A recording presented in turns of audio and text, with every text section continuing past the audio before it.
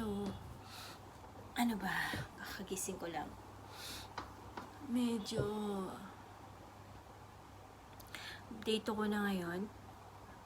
Simula nung nalaman ko na positive ako kahapon. So, pipick upin ako mamaya ng NMC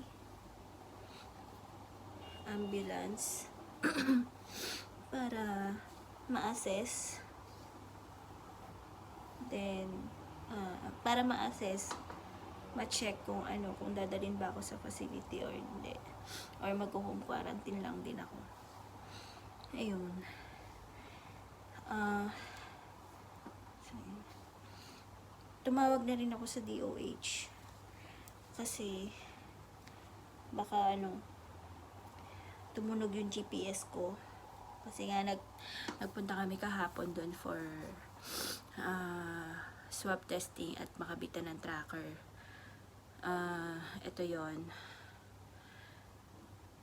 Ngayon, pagka lumagpas ka ng 100 meter, tutunog kasi siya. So, pinaalam ko na pipikapin ako ng ambulance dito at dadalhin ako sa NMC. Actually, yan sabi nga nila, hintayin ko raw yung test ng ng DEC. May nag-advise sa akin. In-advise ako ng NMC na mas maganda na sila ang mag-a-assess kasi baka mas matagal na ako sa DEC. So, yun na lang ang ko. In-inform ko sila na sa NMC ako magpapa-assess. Anyway, positive na nga eh. Ayun. So, ngayon, ang gagawin ko, mag-aalmusal muna ako. Medyo nahihilo ako ngayon.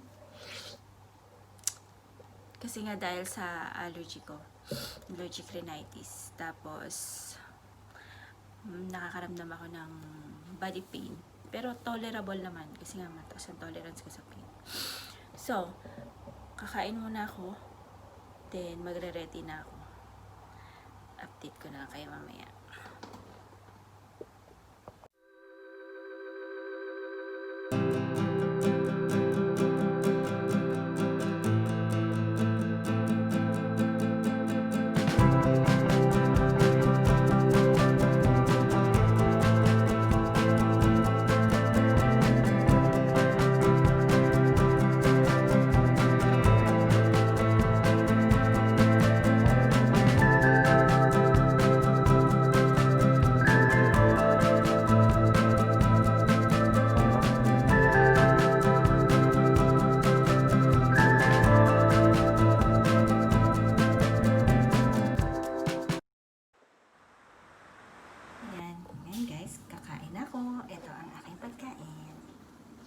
Steak and broccoli.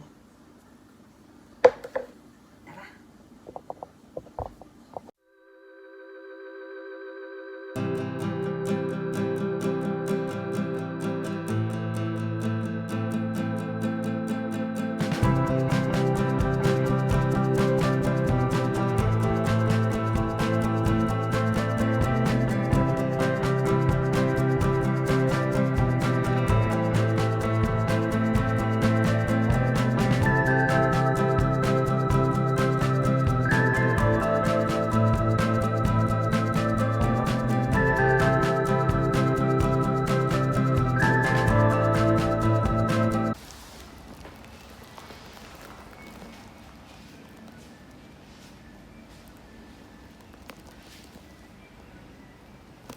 Ang dami kong pagkain, di ba?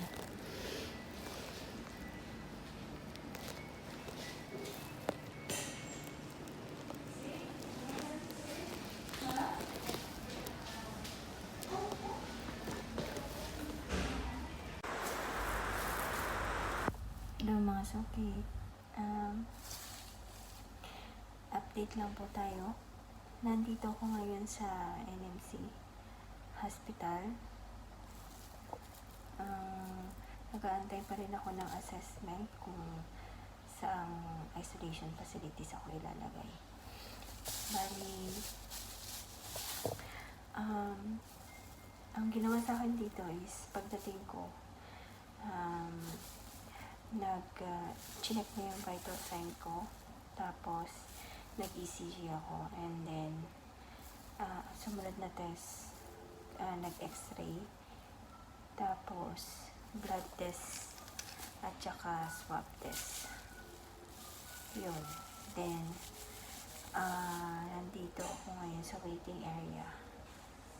Yung result naman ng x-ray ko at saka ECG is normal.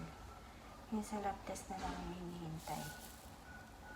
So, hindi ko alam kung ilang oras pa ako maghintay dito.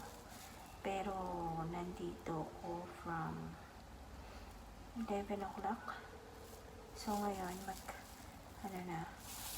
quarter to 3 na. Sana